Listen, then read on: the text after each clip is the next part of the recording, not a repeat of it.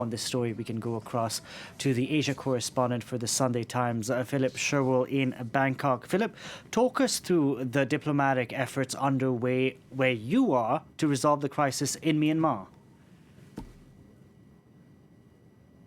Yes, there's been rather a diplomatic cat and mouse game underway for the last 24 hours. It had been reported yesterday that the Indonesian foreign minister, who is trying to sort of rally some degree of consensus within Southeast Asian nations, was actually going to fly to Myanmar tomorrow, and she would have been the first foreign envoy to visit the country since the coup. That provoked quite a backlash, not least amongst protesters on the streets, who were saying, well, you come to Myanmar and talk and meet the junta on the junta's territory. You're kind of you're legitimizing them. You're recognizing that they are the government here, and we don't recognize that. We the protesters. What happened today was the Myanmar, the new foreign minister appointed by the junta, has flown into Bangkok. The Indonesian foreign minister is here. They've met with their Thai counterparts. This is quite a diplomatic sort of victory for the junta nonetheless.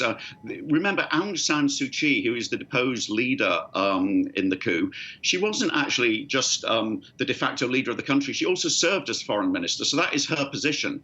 And the newly appointed man, he's a retired colonel. He served in senior positions under previous juntas in the diplomatic world.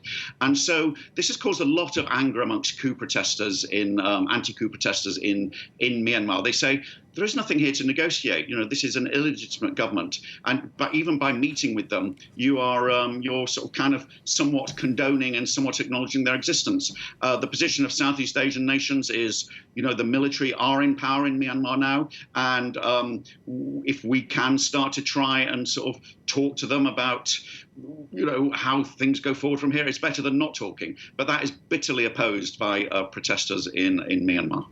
And let's talk about the protests which continue out on the streets of various cities in Myanmar.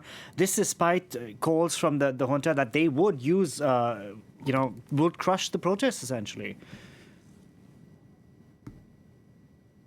Yes, I mean, there was a very ominous warning from the junta at the start of the week that they would use. That protesters would suffer loss of life if they continued on the streets. They accused the organizers of these protests of inciting a mob and inciting anarchy. And we saw those violent scenes on Saturday in Mandalay, the second city where people were shot dead.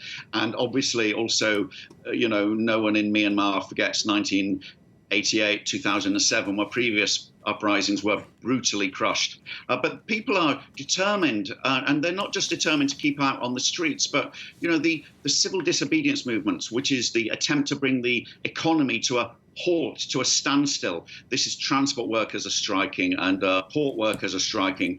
Many civil servants are striking. That's also a key part of the opposition. And they are saying we're not backing down. But, the junta is equally, they're entrenching. We're hearing of some former officials who worked under Suu Kyi have joined have taken up senior positions in the junta in the last day or so. And as we've been discussing, you're seeing their foreign minister meeting what they view as his counterparts in Southeast Asia in Bangkok today. So you've got these two forces.